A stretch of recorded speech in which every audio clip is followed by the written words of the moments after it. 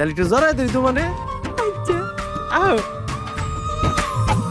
তো যাওয়ার পর দেখছি অনেক পোলাপান। তা আমার কাছে মনে হয়েছে যে না, মনে হয় আমি নিবে না। কেন নিবে? অনেক এই সেই দেখলাম চুল টুল।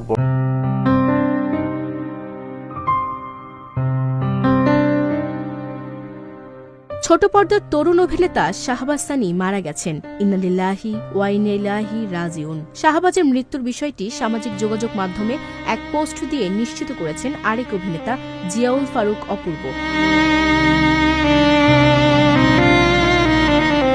জিয়াউল ফারুক অপূর্ব পোস্ট করে লিখেছেন, অভিনেতা শাহবাজ সানি আর আমাদের মাঝে নেই। ইন্না লিল্লাহি ওয়া ইন্না ইলাইহি রাজিউন।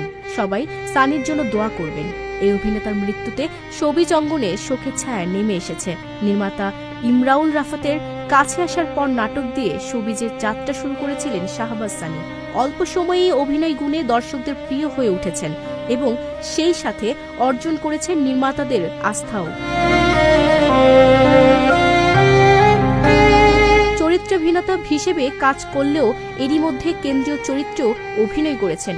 2018 সালে আব্দুল্লাহ নাটকে তাকে প্রথমবার কেন্দ্রীয় চরিত্রে অভিনয় করতে দেখা যায়। এটি পরিচালনা করেন গোলাম কিবরিয়া ফারুকী। নাটকটি প্রচারের পর দর্শক মহলে প্রশংসা পান এই তরুণ তুর্কি। এই নাটকটি তাকে দর্শকদের কাছে বাড়তি পরিচিতি এনে দেয়। এছাড়াও দর্শক প্রশংসিত হওয়া অন্যান্য নাটকদের মধ্যে রয়েছে চরের মাস্টার, বিফলে মূল্য, ফেরত, ট্রাভেল শো, মহব্বত ইত্যাদি।